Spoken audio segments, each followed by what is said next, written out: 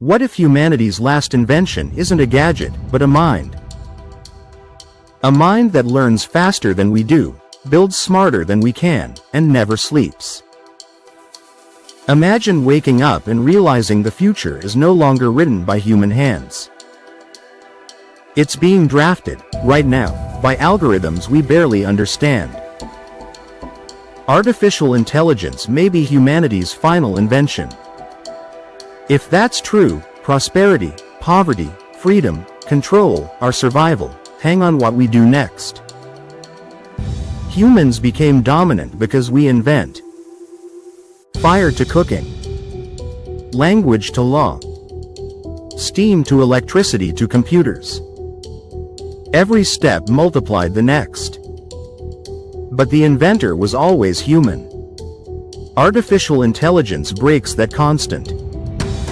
It isn't just a tool, it's a toolmaker. It writes code, drafts strategy, proposes experiments, designs molecules, and spots patterns we'd miss in a lifetime. Each model learns from the last, compounding insight like interest. The curve doesn't climb, it explodes. Picture a lab that runs millions of simulations overnight and ships a breakthrough at breakfast. Multiply that across medicine, energy, logistics, law, finance, education, defense. The question stops being, what can artificial intelligence do? And becomes, what can't it do, and for how long? Here's the promise. If intelligence is a skeleton key, more intelligence means more keys. Diagnosis that's instant and personal. Your treatment tested on a digital twin before you take a single pill. Cities routing power and transit with near zero waste. Classrooms with a tireless one-to-one tutor for every student. That is abundance engineered by minds that never tire. Scarcity retreats, human potential advances. But every light casts a shadow, and artificial intelligence's shadow is long. Start with work. New tech used to replace muscle. Artificial intelligence replaces judgment. It writes, designs, negotiates, analyses, summarizes, plans. When thinking at scale becomes cheap, what happens to the price of human thought? Some professions adapt. Others shrink. A few evaporate. The danger isn't only unemployment, it's the loss of bargaining power for people whose skills can be copied in milliseconds. Our social contracts assumed human cognition was scarce. What happens when it isn't? Next, power. Whoever controls the most capable artificial intelligence controls leverage over everything else. Corporations see profit engines that predict customers and crush rivals. Governments see surveillance and cyber power. Activists see coordination. Criminals see fraud. The same model that finds a cure can find an exploit. Intelligence is neutral. Intent is not.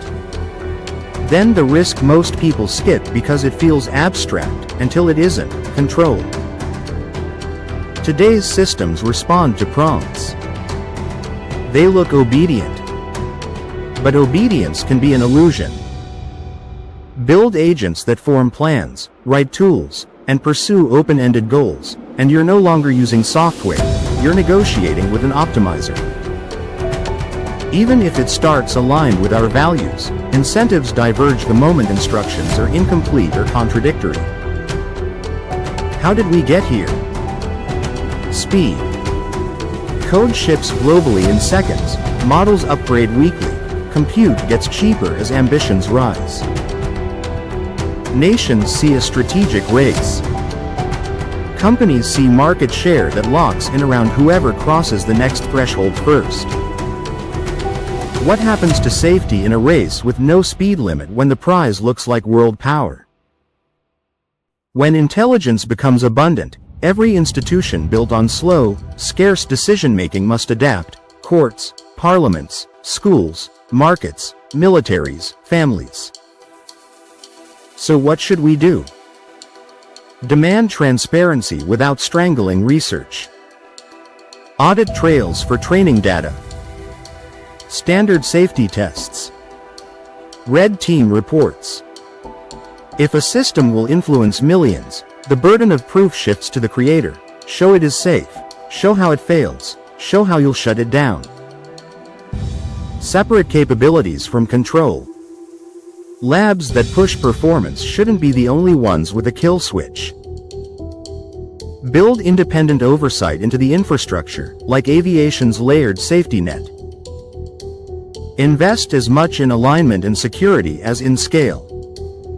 Raw power without guardrails is just a faster way to make mistakes. Help people adapt in real time. Portable benefits. Rapid retraining. Incentives for entrepreneurs who use artificial intelligence to create meaningful work, not just automate away the old. Two futures. In the first, we treat artificial intelligence as a mirror. It reflects greed and haste. Propaganda scales. Deepfakes saturate politics. Autonomous systems escalate conflict at machine speed. The economy grows, but gains concentrate until social trust snaps. In the second, we treat artificial intelligence as an instrument. Conducted like a symphony, rules and roles, crisp boundaries and clear goals. Aimed at disease, ignorance, scarcity, corruption. Paired with human duties, oversight, compassion, responsibility. Neither future is guaranteed. One becomes likely if we remain passive. Be skeptical of harmless, inevitable, and simple. When someone says, it's just a tool, ask who holds the handle and who becomes the blade.